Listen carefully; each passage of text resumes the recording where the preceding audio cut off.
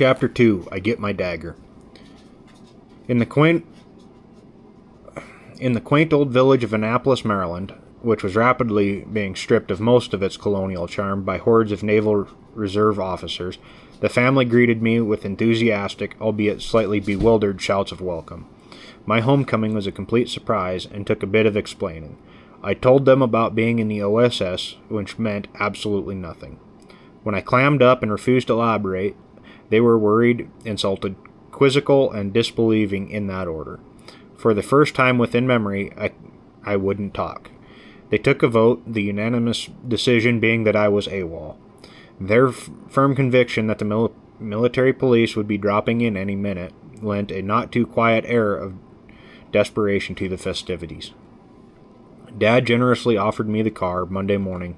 I got gas with some of the ration coupons I had latched onto in New Orleans by telling a naive captain I was going to drive up to Washington, and I drove up to Washington.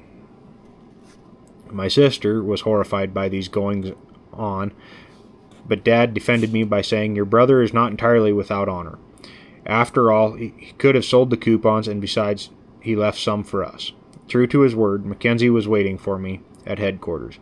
He declined the offer of my car and suggested I park it behind Q building. Then we switched to a staff car complete with driver and started for the area. He would talk about anything else but not the area. He wouldn't tell where it was, what it was, or why it was. Only an ominous, "You'll find out soon enough." I had visions of a secret flying field, a speedy trip to England, thence to the enemy lines and beyond, but it didn't seem logical. They hadn't taught me anything. They'd blow their intelligence system beyond repair if they didn't teach me something, anything, first. I was quite ready to tell all concerned, just that in the event someone started shoving. I stopped shredding the armrest and began to notice where we were going, or rather, where we weren't going. I knew the District of Columbia like a lobbyist. After 10 minutes of aimless cruising, I realized the driver had nothing particular in mind. On our third trip around DuPont Circle, I suggested we stop for coffee, if we had all this time to kill. Mackenzie was visibly shaken and ordered the driver to head for the area. We went all the way through the Chevy Chase section, eventually turning onto River Road. When I said, "It's lovely out this way, are we going past the Congressional Country Club?" the man almost lost his mind. "What do you know about the Congressional Club?" "A great deal, having spent most of my last free summer on the links or in the pool." "You mean you've been there before?" "Been there? Good Lord, yes. I've been there hundreds of times. Why?" He glanced to both sides, then pulled his head down between lifted shoulders. He whispered, "The club is Area F, training headquarters for the operational groups. You'll be doing most of your field work around there. It's supposed to simulate the conditions you'll encounter when you get into enemy territory. Our best problem area, and you probably know it like the palm of your hand." "You'll mean I'll have tactical field problems on the golf course?" "Exactly. Only there won't be any problem involved. We'll never know for sure whether or not you know what you're doing." I was afraid his concern would lead him to drastic measures. "You gonna tell him?" I had a mental picture of being sent back to Louisiana and wish I'd spent the summer on Fire Island. "No, it's no fault of yours. I knew someone would show up who knew this part of Maryland. Go through the program. Try not to make it look too easy." "Relax. I don't know the countryside that well by a long shot." This calmed him down for the time being, but he got all head up again when I forgot myself and identified an out-of-sight landmark. I kept quiet after that, but Mac obviously didn't buy it when I stared blankly out the window and asked, "Where are we?" "About to turn into your own backyard." Things did not look familiar in spite of some drastic changes. What had been a city block of tennis courts was now a city block of cinders and walled tents. As we went up the driveway and past the putting green, I had a flock of pleasant financial memories, but there'd be no more of that for the nonce. My erstwhile field of fortune was now the permanent landing strip for the mock-up fuselage of a C-47. Nearby hung a set of 6 suspended harnesses, and off to the left was a tumbling pit. The combination could mean only one thing: parachute training. We entered the club, and I moaned aloud. What had been the ballroom was now a barn-like classroom littered with folding chairs and blackboards. The bar was still intact, but had nothing on it or behind it. The room itself had been turned into an officer's lounge, with a decrepit pool table, a ping-pong table, which looked as though it had been doubling as a chopping block, and too many stuffed chairs. Mackenzie sensed my dismay. Had to be done, he sounded sad. The main dining room, once a place of great charm, was now a singularly unattractive GI mess hall. One counter had been partitioned off and screened in. It resembled a cage, and I assumed it was where the stockade prisoners ate. Later, I learned there was no stockade, no prisoners, and the cage happened to be the officers' dining salon. We continued our tour of the club. The rooms upstairs were shared by the area instructional staff and a group of wild-eyed scientists. The latter resembled cartoon characters to such a degree that I asked Mac, what in the world are they doing here? Supposed to be developing something or other. What? I haven't the vaguest idea. Have they? I doubt it. A door in the hallway flew open, and a tweed-suited string-bean with the face of an intelligent squirrel politely asked, "Do either of you gentlemen have a match that I might borrow?" Mac handed him a folder, and he ducked back into the room. Seconds later, while we were walking down the hall, there was a muffled explosion followed by some triumphant whoops. Mackenzie mused. One of them must have invented something. Wonder what they'll call it. Gunpowder? We escaped downstairs and went to meet the staff. The chief instructor, a first lieutenant named Michaels, had an oafish look and an oily manner. He also had 7 assistants, all second lieutenants. After a batch of rather obscure introductions, I was assigned quarters in the tents. Mackenzie made it clear I was to call him when in need and headed back to Washington. On the way to my tent, I turned a corner and bumped into a rugged-looking first lieutenant. The moment he said sorry, I knew Boston was among the cities represented. His introduction consisted of, my name's Bob Elcher. Call me Ike. Who are you? He helped me locate my tent, then suggested we go back up to the main building for lunch. After eating in the cage, I had another talk with Michaels. It developed that Mackenzie's fears for the health and welfare of the training program were groundless, at least so far as my going through it like a streak was concerned. Having had previous experience as an instructor, I knew that duty again right off the bat. A large class of officers was headed for Area F, and regular faculty needed whatever help was within reach. My eventual assignment was to be in the Danish occupational group, which would organize in a month or so. When I came out of the office, Ike was wanting to show me around the area. The first thing along his chosen route was his tent, which had several empty bunks. Ike looked at me inquiringly. You really want to see the area? There's no hurry. It'll keep. What do you think of the meatball we have for a chief instructor? I may kill him. You'll do. The rightful owners of the bunk showed up before we could fall asleep. Ike introduced them with, "These 2 hoods are my closest friends, Second Lieutenant Eric Anderson and Second Lieutenant Miles Brandeis." In both instances, he placed considerable emphasis on the word second. Eric was a tall, blond Norwegian-American who had come to the OSS from the ski troops. Millis was a bruiser from Ohio with the body of a weightlifter and the grin of a Kewpie doll. Ike said if I wasn't going to see the area, I might as well hear about it, so the 3 of them had a lively discussion of my new station and its inhabitants. They made one thing abundantly clear. None of them could stand Lieutenant Michaels. The conversation was constantly interrupted by a voice braying announcements over a loudspeaker system, which blanketed the area. The program consisted, in the main, of 2 items: playing a recorded bugle call and saying John Swanson was wanted in the office. I thought I knew most of the Army bugle calls, but this one had me baffled. I finally gave up and asked, "What the hell is that call?" "They think it's officer's call," Eric answered wearily, "but the Marines we have out here swear it's abandoned ship." "Who's John Swanson?" "I wish to Christ I knew. That's the best-kept secret in the organization." After what added up to nearly 6 months around Area F, hearing John Swanson called an absolute minimum of 15 times a day, I discovered he was a civilian caretaker and a handyman left at the club by its rightful owners to try and keep the place from being totally destroyed when the OSS took over. He had the only complete set of keys. The news that I could lay hands on a car currently stashed behind Q Building was greeted with howls of delight. It seemed that the social activities of my new companions had been suffering from a lack of transportation. If that was available, the rest was ready and waiting.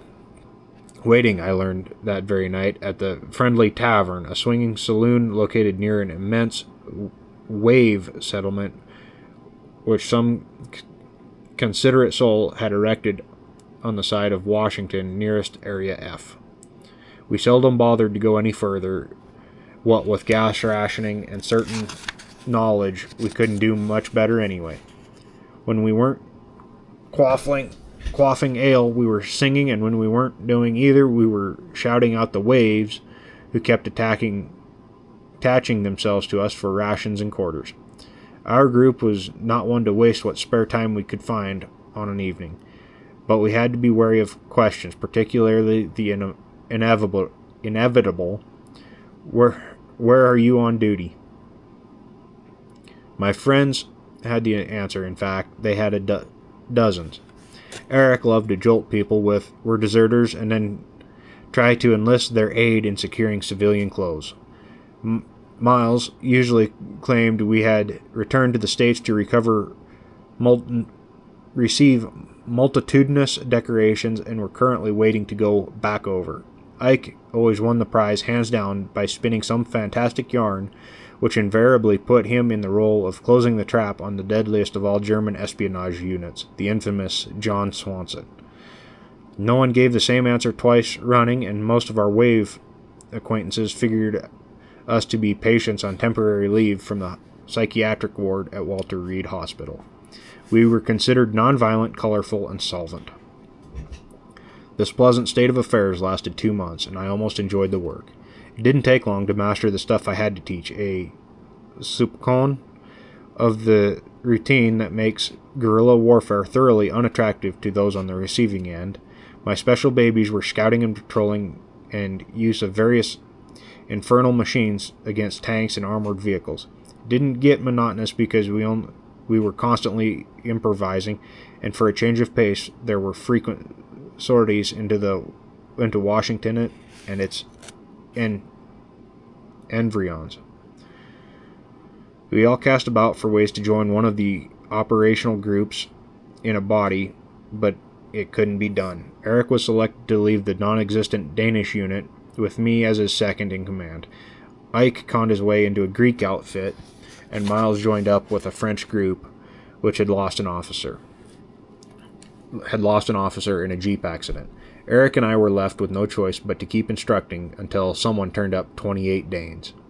I did my damnedest to stay on the side of the angels, but the inevitable finally happened, and I tangled with Lieutenant Michaels, thereby making a minor profit out of practically everyone on duty at the area. It came to pass when our chief instructor decided I should take a class on a night compass run. This particular bunch had already been on 3 and needed a 4th nearly as much as Custer needed another Indian. At the training office, I picked up my map and the course. The men were to follow by compass from point to point. It was brand new, not the kind we could zoom around with, one eye on the needle and one on the watch. It also crossed a stream. I didn't remember playing in heretofore, so I asked Michaels, "Here, where we ford this creek, how deep is it? Anybody know?" "About a foot deep," he answered, adding, "I went around the course earlier this afternoon. Oh, another thing. That's not on the instructor sheet. 1 pinhole flashlight for map reading. No other lights, no matches, no smoking. No one better wait up for us." A night compass run through Briar Patch country doesn't exactly come under the heading of fun in the great outdoors. We had a moon when we started, but by the time we came to the stream, the sky had clouded over and the woods were blacker than the boots on the high sheriff of hell. I couldn't see the water, but I could hear it, and what I heard didn't sound about a foot deep. I was wondering if the men would figure a way to get out of this alive when the sergeant, who had been leading the class to this point, spoke up in the darkness. "Lieutenant Hall, did you go through infantry school?" "No, I went under it." "Sir, what's the motto of infantry school?" "Follow me." I didn't catch myself quite in time. "Yes, sir," it was a chorus. "All right, you bastards, I'll send for you when it's safe." I started to wade. 2 steps later, I was swimming. Not for the exercise. The stream was head-high on me and running hard enough to knock a man off his feet. The bottom was a mess of slippery rocks, and the opposite bank, about 10 feet away, was a tangle of branches and vines. I was numbed by the thought of what could have so easily happened. The rest of the class came over, holding onto an improvised rope made of belts, with the smaller ones underwater half the way. When the last man was across, we finished the run and headed back to the area. The men were amused, but I wasn't. Being wet and cold didn't matter. What lit my fuse was Michael's having told me that rampaging torrent was about a foot deep. By the time we arrived back, the torrent had nothing on me. The chief instructor was in the officers' lounge, fawning over a colonel from headquarters. I stamped in dripping water on both of them and opened with, "I got this way crossing that shallow stream you were telling me about, and I didn't crawl. It was 6 feet deep, full of slippery rocks and running white water. We didn't have any lights, remember. I could have lost a man or several men out there with no trouble at all." "What were you doing, Lieutenant?" the colonel asked. "Compass run, sir." "And you hit a stream 6 feet deep?" he said in a surprised tone of voice. "How wide?" 8 to 10 feet, sir." "Are all your men all right?" "Yes, sir." "What about this, Lieutenant Michaels?" asked the colonel. "Maybe he crossed at the wrong place," said Michaels weakly. "We hit every other point on both sides of that stream right on the nose." "Well, it only looked about a foot deep to me." Then you're a hell of a judge of depth. Now listen, Hall, you listen. If anything had happened to those men, it would have been my neck for your mistake." Looking at him, I was certain he'd never set eyes on the stream. "Don't do that to me again, and don't call me Hall. It's Lieutenant Hall." I stamped out of the lounge, then remembered a slight matter of military courtesy. I turned. "Good night, Colonel." "Good night, Lieutenant Hall." I changed uniforms and headed for the friendly tavern. The clan had gathered, and I told them the story. They were laughing until I reached the part about putting a verbal blast on Michaels. Then there was much speculations as to what he might do. Miles asked what my plans were, and Eric answered for me. Pack. 3 things combined to keep the axe from falling. Ike browsed around and found out that Michaels had never so much as set foot on the compass course complete with Swanee River. The nameless colonel who had been in the lounge went to bat for me at headquarters, and the large class of officers we'd been hearing about became a reality. So instructors were at a premium. I was called into the office, asked to forget past differences, and give a hearty hand clap, given a hearty hand clasp. I spent the remainder of that morning making Eric give back the clothes and equipment he had hooked under the pretense of helping me pack. The new officers turned out to be the pool from which the storied Jedburghs were to be selected. The Jeds were to form up into teams of 3 with an officer from another allied country and a sergeant for a wireless operator. Their ultimate mission was to parachute into France and the Low Countries before D-Day to organize, arm, and in most cases lead the resistance forces. When they arrived at Area F, they were a rough-and-tumble gang of 200 hellions, paratroopers from Fort Benning for the most part, who had volunteered for secret missions. They didn't know the exact nature of their future assignments, and they couldn't have cared less. There were a few goof-offs, misfits, and glory seekers, but once they were screened and put to work, the Jedburghs flew high. Their 3 primary quests were guts, brains, and savoir-faire. Training them was a breeze. They did all that was expected, and more, with a nonchalant ease. They also did it with a flourish whenever possible, and usually with a laugh. Most of them had all the basic military stuff down cold, so the instructors were able to concentrate on a specialized hoopla which dotted the training agenda. The Jeds stayed 3 hectic weeks, and things were never quite the same after they left. Ike and Mills had moved to other areas with their respective OGs, and I was beginning to suspect the mother of the Danish group, long since known as Hamlet's Ghost, of being barren. Eric agreed and had himself sent to Camp Hale, Colorado, as a ski instructor with one of the OSS units, which had been rushed out of there for training.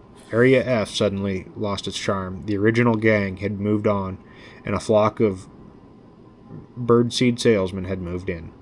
I decided to check out, but they still needed instructors who knew the business, and I'd been there long enough to qualify. Getting a transfer proved difficult. The one ray of sunshine was Captain Ralph Moose Elsmo, who became my closest friend. He was an ex-Norwegian OG officer who, on permanent limited duty because of an injury and assigned to headquarters, he never forgot what other personnel there were too often overlooked, that they were there for the benefit of the men who were operational. Moose was a good-natured giant with a wonderful sense of humor, a quick mind, and a fine bass voice. He loved a party and firmly believed that there were two kinds of people, those who sing and those who don't. It was a toss-up as to who admired him most, the men he commanded or his superior officers. Another area put in a call for an instructor, and Moose saw to it that I got the assignment. Mackenzie came out to bid me farewell and assure me yet another time that the Danes were on their way. I climbed into a staff car and found Captain Elsmo in the back seat. He decided to drive me up to Area B with me, and his usual forethought had selected a driver who sang excellent tenor. We left Area F on wings of song, Bill Bailey, Won't You Please Come Home, to be exact.